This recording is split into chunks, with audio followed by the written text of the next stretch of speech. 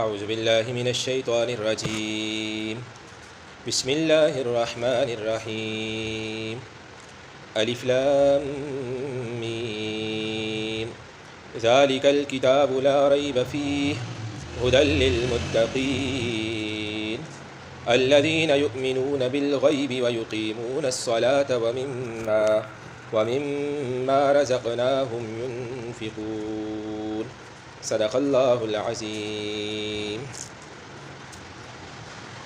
پچھلے درس کے اندر سورۃ الفاتحہ مکمل ہو گئی تھی۔ آج کے درس میں سورۃ البقرہ کی پہلی 3 آیات تلاوت کی ہیں۔ الف لام میم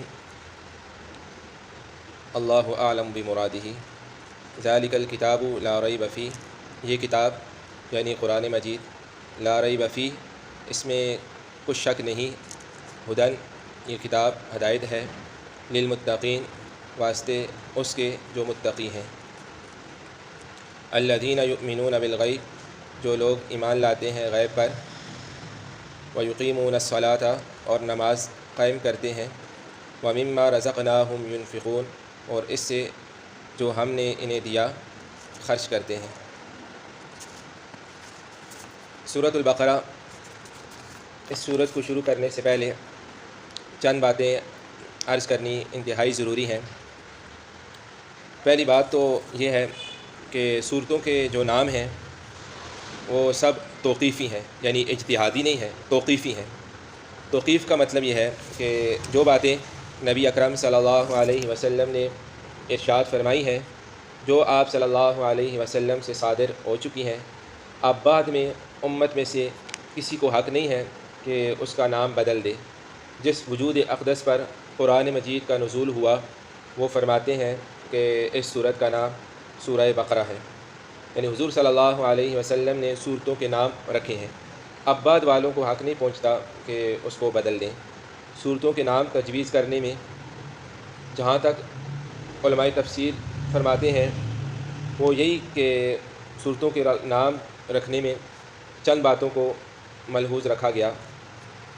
پہلی بات یہ کہ کسی صورت میں کوئی واقعہ یا کوئی قصہ یا کوئی اہم مسئلہ آیا تو اس کی مناسبت سے نام رکھا گیا۔ مثال کے طور پر سورہ بقرہ، بقرہ عربی زبان میں گائے کو کہتے ہیں۔ پہلے ہی پارے میں ذکر آتا ہے بنی اسرائیل کو اللہ تعالیٰ نے حکم دیا گائے ذبح کرو۔ وَإِذْ قَالَ مُوسَىٰ لِقَوْمِهِ إِنَّ اللَّهَ يَأْمُرُكُمْ أَن تَذْبَحُوا بَقَرَةً، تو بقرہ کی مناسبت سے اس سورت کا نام سورہ بقرہ حضور اکرم صلی اللہ علیہ وسلم نے رکھا۔ بعض صورتوں میں جو پہلے لفظ آئے ہیں ان کی مناسبت سے نام رکھا گیا۔ مثلا سورہ یاسین، اس کا پہلا کلمہ یاسین، تو سورت کا نام یاسین رکھا گیا۔ اسی طرح سورہ مزمل، سورۃ المدثر اور دیگر صورتیں بھی ہیں۔ بعض صورتوں کے جو نام ہیں وہ معنی کے اعتبار سے رکھے گئے ہیں، جیسے 30ویں سپارے میں آخری 10 صورتوں میں سورۃ الفیل، اس میں ہاتھی والوں کا ذکر ہے، تو اس اعتبار سے سورت کا نام سورہ فیل رکھا گیا۔ ہر صورت کا تقریباً ایک ہی نام ہے، لیکن بعض صورتوں کے 2 نام بھی آئے ہیں۔ مثلا سورۃ الماعون کو سورہ ماعون بھی کہتے ہیں اور سورہ یتیم بھی کہتے ہیں۔ اسی طرح سورہ محمد کو سورہ محمد بھی کہا جاتا ہے اور سورہ قتال بھی کہتے ہیں۔ اسی مناسبت سے امام الانبیاء صلی اللہ علیہ وسلم نے اس سورت کا نام سورۃ البقرہ رکھا۔ اور قرآن مجید کے الفاظ وہ 3 قسم پر ہیں۔ مثلا ایک ہے محکم، اور ایک ہے متشابہ، اور ایک ہے حروف مقطعات، جیسے الف لام میم شروع میں آ رہا ہے۔ محکم کسے کہتے ہیں؟ محکم اس ارشاد یا اس کلام کو کہتے ہیں جس کے الفاظ بھی سمجھ میں آ جائیں، معانی بھی سمجھ میں آ جائے اور اس کا مطلب بھی سمجھ میں آ جائے۔ مثال کے طور پر قرآن پاک میں اللہ تعالیٰ کا ارشاد ہے وَلَا تَقْرَبُوا الزِّنَا، تم زنا کے قریب نہ جاؤ، إِنَّهُ كَانَ فَاحِشًا وَسَاءَ سَبِيلًا۔ اب یہ ایسی بات ہے اور ایسی واضح آیت ہے کہ لفظ بھی سمجھ میں آتے ہیں، معنی بھی سمجھ میں آتے ہیں، ہر آدمی جانتا ہے کہ اس سے کیا مراد ہے، تو اس کو کہتے ہیں محکم۔ اور دوسری قسم ہے متشابہات کی۔ متشابہات ان ارشادات کو کہا جاتا ہے کہ لفظ بھی سمجھ میں آ جائے، معنی بھی سمجھ میں آ جائے، لیکن اللہ تعالیٰ کی اس سے مراد کیا ہے وہ ہماری سمجھ میں نہ آئے، ہماری سمجھ سے بالا تر ہے وہ۔ مثلا قرآن مجید میں اللہ تعالیٰ کا ارشاد ہے ان الذین یبایعونک انما یبایعون اللہ ید اللہ فوق ایدیہم، ید اللہ فوق ایدیہم، ان کے ہاتھوں پر اللہ کا ہاتھ ہے۔ ید عربی زبان میں ہاتھ کو کہتے ہیں، ید کا معنی ہاتھ، اللہ کا معنی اللہ۔ اب اس کا معنی کیا ہوا کہ اللہ کا ہاتھ، لفظ بھی سمجھ میں آ گیا، معنی بھی سمجھ میں آ گیا، لیکن اللہ تعالیٰ کا ہاتھ کیسا ہے، اس کی کیفیت کیا ہے، نوعیت کیا ہے، ہم ہاتھ کو کس طرح تعبیر کر سکتے ہیں، یہ ایسی بات ہے کہ اس کی تشریح ہم سے نہیں کی جا سکتی۔ اس لیے کہ قرآن مجید میں اللہ تعالیٰ نے ارشاد فرمایا لیس کمثلہ شیء، اللہ جیسا کوئی نہیں جس کو دیکھ کر فیصلہ کیا جا سکے۔ اسی لیے قرآن پاک میں دوسرے مقام پر فرمایا گیا والراسخون فی العلم یقولون آمنا بہ کل من عند ربنا، جو پختہ علم والے ہیں وہ تو کہتے ہیں ہمارا ایمان ہے۔ متشابہات بھی اللہ تعالیٰ کا کلام ہے، ہم جتنا جاننے کے مکلف ہیں جان لیا، باقی ہم اس کی تفصیل میں نہیں پڑھتے۔ تیسری قسم ہے محکم متشابہات کے بعد مقطعات کی۔ مقطعات کا لفظی معنی تو ہے ٹکڑا ٹکڑا، علیحدہ علیحدہ کی ہوئی چیز یا کٹے ہوئے حروف۔ قرآن کریم کی کچھ ایسی صورتیں ہیں کہ جن کو شروع کرتے ہی شروع میں حروف مقطعات آتے ہیں، مثلا الف لام میم سورہ بقرہ کے شروع میں ہے، اور اس طرح آل عمران کے شروع میں ہے، حامیم عین سین قاف، کاف ہا یا عین صاد، اسی طرح طٰہٰ، مختلف الفاظ ہیں۔ اب یہ حروف مقطعات علیحدہ علیحدہ ہیں، کاف ہا یا عین صاد، اس میں کاف علیحدہ ہے، ہا الگ ہے، یا الگ ہے، عین صاد الگ الگ پڑھے جاتے ہیں۔ حروف مقطعات کے متعلق یہ ہے کہ ان کے الفاظ تو ہم جانتے ہیں کہ کاف ہے، ہا ہے، یا ہے، مگر ان کا معنی کیا ہے یہ ہم نہیں جانتے، ان سے مراد کیا ہے یہ بھی ہم نہیں جانتے۔ جن صورتوں کو حروف مقطعات سے شروع کیا گیا، جو ترتیب دی نبی کریم صلی اللہ علیہ وسلم نے حروف مقطعات، تو ان کی حکمت بظاہر یہ معلوم ہوتی ہے کہ اے مسلمانوں، مجھ پر ایمان لانے والوں، اس صورت میں آگے جو مضمون آ رہا ہے ہو سکتا ہے کہ وہ تمہاری سمجھ میں نہ آئے، ہو سکتا ہے تمہاری عقل وہاں تک نہ پہنچ سکے، لیکن جس طرح تمہارا ایمان ان حروف مقطعات پر ہے، اسی طرح آگے آنے والی بات پر بھی ہونا چاہیے۔ مثلا سورہ آل عمران کے شروع میں الف لام میم اللہ لا الہ الا هو الحی القیوم، سورہ مریم کے شروع میں کاف ہا یا عین صاد، اور اسی طرح سورہ یوسف کے شروع میں الف لام را۔ تو تینوں صورتوں میں عجیب و غریب باتیں ہیں جو انسانی عقل سے بالا تر سمجھی جا سکتی ہیں۔ سورہ آل عمران میں آتا ہے کہ اللہ تعالیٰ نے حضرت عیسیٰ علیہ السلام کو بغیر والد کے پیدا کیا، تو پہلے ہی فرما دیا شروع میں الف لام میم، جس طرح ان کلموں کو مانتے ہو میرا کلام ہے، تو آنے والے مضمون کو بھی ماننا پڑے گا کہ وہ بھی میرا ہی حکم اور میرا ہی فعل ہے۔ سورہ مریم کے پہلے ہی فرمایا شروع میں کاف ہا یا عین صاد، اور آگے فرمایا حضرت زکریہ علیہ السلام کا واقعہ کہ حضرت زکریہ علیہ السلام کو اولاد اللہ تعالیٰ نے دی اس وقت جب آپ بوڑھے ہو چکے تھے، سر کے بال سفید ہو چکے تھے، ہڈیوں میں گودا بھی خشک ہو چکا تھا، اور فرمایا کہ وامرأتی عاقر، میری بیوی تو ہے ہی ناقابل اولاد باندھ، مگر اللہ تعالیٰ فرماتے ہیں کہ کذالک اللہ یفعل ما یشاء، اے زکریا میں جو چاہوں کر سکتا ہوں۔ جس طرح کاف ہا یا عین صاد کا معنی نہ سمجھنے کے باوجود ہم مانتے ہیں، اسی طرح آنے والی بات کو بھی ماننا پڑے گا کہ یہ اللہ تعالیٰ کا ہی حکم ہے۔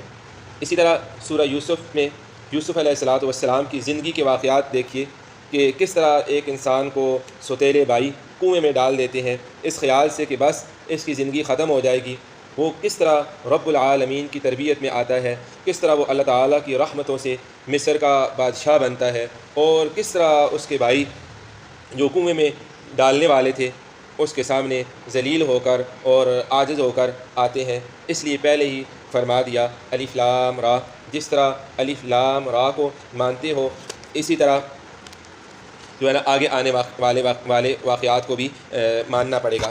اسی طرح آج کی جو سورۃ البقرہ ہم نے شروع کی، تو الف لام میم سورہ بقرہ کے اندر جو قصے آ رہے ہیں، جو واقعات آ رہے ہیں، ان کے متعلق یہ فیصلہ نہ کرو کہ ہمارے ذہن میں نہیں آتا، جس طرح الف لام میم کو مانتے ہو اسی طرح آگے آنے والے واقعات کو بھی ماننا پڑے گا کہ اللہ تعالیٰ کا کلام ہے۔ الف لام میم اکثر علماء تفسیر نے اس کا ترجمہ یہی فرمایا اللہ اعلم بمرادہ بذالک، کہ اللہ تعالیٰ ہی اچھا جاننے والے ہیں اپنی مراد کو جو ان حروف کے اندر ہے۔ ذالک الکتاب لا ریب فیہ، ذالک اشارہ آتا ہے بعید کے لیے، وہ کے معنی میں ہے وہ، اور وہ کے اندر عظمت ہوتی ہے، لیکن ترجمہ جو ہم کریں گے اس کا یہ کریں گے، مثلا یہ کتاب لا ریب فیہ، جس میں کسی قسم کا شک نہیں، اس کو بھیجنے والے رب العالمین ہیں، اس کو لانے والے جبریل امین ہے، اور جن پر اتارا گیا وہ جناب محمد رسول اللہ صلی اللہ علیہ وسلم ہے، جن کی صداقت پر وہ بھی گواہ تھے جو آپ کو پتھر مارتے تھے۔ کفار آپ کی رسالت کے قائل نہیں تھے، آپ صلی اللہ علیہ وسلم کی زبان سے کچھ جھوٹ نہیں نکلا۔ آپ صلی اللہ علیہ وسلم فرماتے ہیں کہ یہ کلام اللہ کا کلام ہے۔ جب حضور صلی اللہ علیہ وسلم نے فرما دیا کہ اللہ کا کلام ہے تو پھر اس میں کیا شک ہو سکتا ہے؟ اس لیے فرمایا یہ قرآن وہ کتاب ہے جس میں کسی قسم کا کوئی شک نہیں۔ اسے نازل کیوں کیا گیا، کس مقصد کے لیے؟ آگے فرما دیا ھدی للمتقین، یہ قرآن راستہ دکھاتا ہے، یہ قرآن رہنمائی کرتا ہے للمتقین، ان لوگوں کی جو پرہیزگار ہیں، جو پرہیزگار بننا چاہتے ہیں، جو اس دنیا میں اس زندگی کو بھی گزارنا چاہتے ہیں اور اپنے دامن کو کانٹوں سے بچانا بھی چاہتے ہیں اور آخرت کی زندگی بھی بنانا چاہتے ہیں۔ جیسے حضرت عمر رضی اللہ عنہ کے متعلق آتا ہے کہ حضرت عمر رضی اللہ عنہ نے صحابی رسول کعب احبار رضی اللہ عنہ سے پوچھا کہ تقویٰ کی کیا تعریف ہے، تو انہوں نے فرمایا کہ تقویٰ اسے کہتے ہیں ایک راستے پر آپ نے جانا ہو اور اس راستے پر کانٹے بھی بچھے ہوئے ہوں، اس طرح آپ چلیں کہ راستہ بھی طے کر لیں اور کوئی کانٹا بھی آپ کے کپڑے کے ساتھ نہ لگے اور نہ آپ کے بدن کو زخمی کرے، آپ راستہ بھی طے کر جائیں اور کانٹوں سے بھی اپنے دامن کو بچا کر نکل جائیں، اسے کہتے ہیں تقویٰ۔ واقعی بات ٹھیک ہے، اسی کا نام تقویٰ ہے کہ دنیا میں رہ کر اللہ کے ساتھ اپنا تعلق قائم کریں، بیوی بچوں کے ساتھ رہ کر تجارت دنیاوی زندگی میں رہ کر اللہ کو راضی کریں۔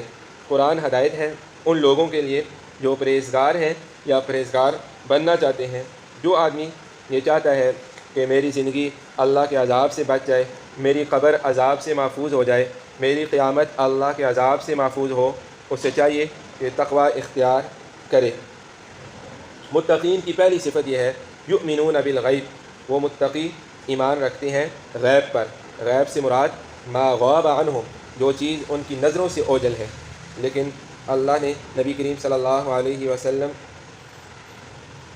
اللہ کے نبی صلی اللہ علیہ وسلم نے فرمایا اس پر ایمان ہے، یؤمنون بالغیب، ایمان رکھتے ہیں غیب پر، ان چیزوں پر جو نظروں سے اوجھل ہیں، ان کو مانتے ہیں کہ یہ اللہ تعالیٰ کا حکم ہے۔ یہ ہے عقیدہ، یؤمنون بالغیب، ایمان لاتے ہیں غیب پر۔ دوسرے نمبر پر ہیں عبادات اور معاملات، یعنی ایمان بالغیب کے بعد ان کا قدم اٹھتا ہے عملی زندگی کی طرف۔ وَيُقِيمُونَ الصَّلَاةَ، نماز کو قائم کرتے ہیں۔ قائم کرنے کی تفصیل کی گئی يُؤَدُّونَهَا بِحُقُوقِهَا، کہ نماز کو ادا کرتے ہیں اس کے حقوق کے ساتھ، باوضو ہو کر رکوع سجدہ اہتمام کے ساتھ کر کے ادا کرتے ہیں۔ وَمِمَّا رَزَقْنَاهُمْ يُنْفِقُونَ، اور اس چیز سے جو ہم نے دی ان کو اس میں سے خرچ کرتے ہیں۔ انفاق فی سبیل اللہ، قرآن مجید میں جگہ جگہ ارشاد فرمایا گیا اقیموا الصلاۃ وآتوا الزکاۃ، جگہ جگہ آتا ہے نماز پڑھو، زکوٰۃ ادا کرو۔ علماء کرام فرماتے ہیں یہاں پر وَمِمَّا رَزَقْنَاهُمْ يُنْفِقُونَ میں صرف مال خرچ کرنا مراد نہیں ہے، بلکہ وَمِمَّا رَزَقْنَاهُمْ، ہر اس چیز سے جو ہم نے ان کو دی خرچ کرتے ہیں۔ کسی کو اللہ تعالیٰ نے مال دیا ہے، کسی کو اللہ تعالیٰ نے طاقت دی ہے، کسی کو اللہ تعالیٰ نے ہمت دی ہے، کسی کو اللہ تعالیٰ نے ہنر دیا، کسی کو اللہ تعالیٰ نے تجربہ دیا، جو کچھ اللہ نے دیا اس کو اللہ کے راستے میں خرچ کرتے ہیں۔ مثلا ایک نوجوان ہے، طاقتور ہے، اس نے دیکھا ایک کمزور آدمی بھاری چیز اٹھا کے جا رہا ہے لیکن وہ نہیں اٹھا سکتا، بیمار بھی ہے، آپ تندرست ہیں، اللہ نے آپ کو طاقت دی ہے، آپ نے اس کی مدد کر دی، یہ بھی مما رزقناہم کے اندر آ گیا۔ تجربہ ہے، آپ نے اپنے تجربے کے مطابق کسی کو اچھا مشورہ دے دیا، آپ کے پاس علم ہے، آپ نے اپنے علم کے ذریعے کسی کی رہنمائی کر دی، یہ سب چیزیں اس کے اندر آ جاتی ہیں۔ وَمِمَّا رَزَقْنَاهُمْ يُنْفِقُونَ کے اندر اللہ تعالی ہم سب کو عمل کی دولت سے نوازے، آمین۔